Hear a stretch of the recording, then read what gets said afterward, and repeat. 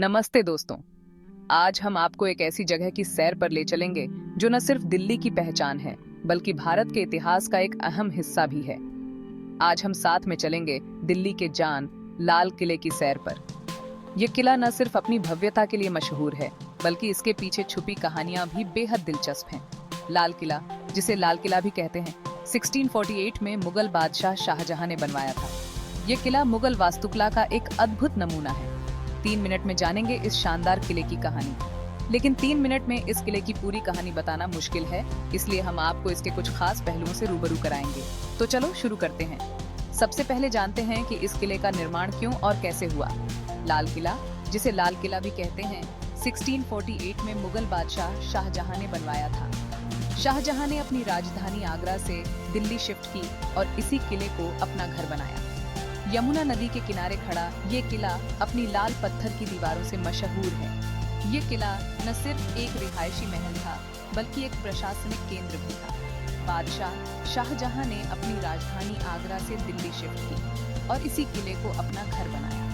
यहीं से उन्होंने पूरे मुगल साम्राज्य पर राज किया।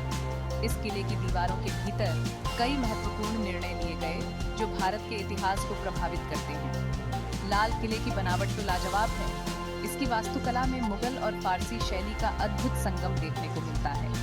अंदर आपको कई खास इमारतें मिलेंगी। हर इमारत की अपनी एक कहानी है और हर कोने में इतिहास की झलक मिलती है। जैसे कि दीवान-ए आम, जहां बादशाह लोगों से मिलते थे और उनकी समस्याओं को सुनते थे। यह एक प्रकार का सार्वजनिक दरबार था। और दीवान-ए-खास, जो वीआईपी मेहमानों के लिए था। यहाँ बादशाह अपने खास मेहमानों का स्वागत करते थे और महत्वपूर्ण मुद्दों पर चर्चा करते थे। इसके अलावा यहाँ मोती मस्जिद और रंगमहल भी है। मोती मस्जिद बादशाह और उनके परिवार की इबादत के लिए थी, जबकि रंगमहल शाहजहां की बीवियों और महबूबाओं का ठिकाना था। मोती मस्जिद बादशाह और उनके परिवार की इबादत के लिए थी। यह मस्जिद अपनी सफेद संगमरमर की खूबसूरती के लिए जानी जाती है, जबकि रंगमहल शाहजहां की बीवियों और महबूबाओं का ठिकाना था। यहाँ की दीवारों पर की गई नक्काशी और पेंटिंग्स अद्भुत है।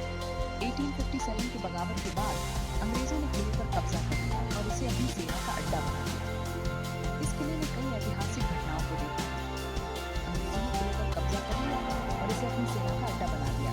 यहाँ उन्होंने अपने प्रशासनिक और सैन्य कार्यों को अंजाम दिया और इसे अपनी सेना का अड्डा बना दिया।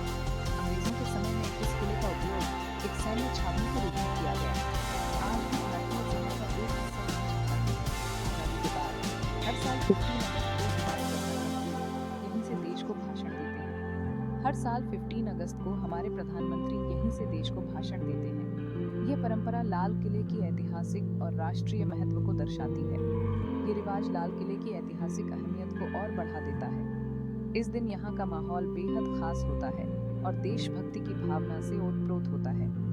लाल किला सिर्फ एक पत्थरों का ढांचा नहीं, ये तो हमारी संस्कृति और इतिहास का निशान है। ये किला हमें हमारे गौरवशाली अतीत की याद दिलाता है। ये तो हमारी संस्कृति और इतिहास का निशान है।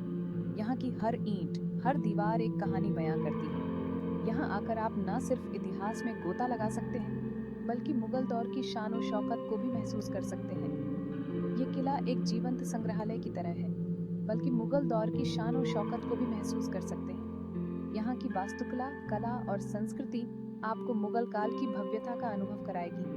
तो दोस्तों, अगली बार जब दिल्ली आओ तो लाल किले का चक्कर जरूर लगाना। यह किला आपको न सिर्फ इतिहास से जोड़ता है, बल्कि आपको गर्व का एहसास भी कराता है। तो लाल किले का चक्कर जरूर लगाना। उम्मीद है ये जानकारी आपको अच्छी लगी होगी। शुक्रिया। शुक्रिया। और हाँ, अगर आपको यह वीडियो पसंद आया हो तो लाइक और सब्सक्राइब करना न भूलें। धन्यवाद।